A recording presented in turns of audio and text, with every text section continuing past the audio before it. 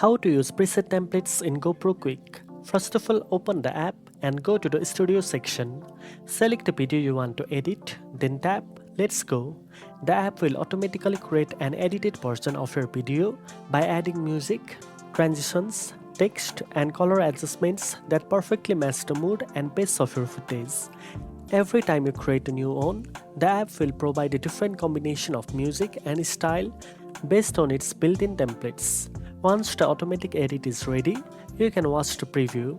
If you are happy with it, you can save it right away, but if you want to customize it further, simply tap Edit.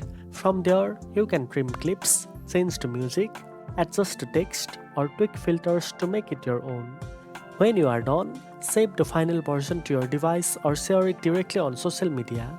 Now you know how to use preset templates in GoPro Quik through its automatic edit feature. If you found this video helpful, don't forget to like, share and subscribe for more editing tips. Thanks for watching and I'll see you in the next one.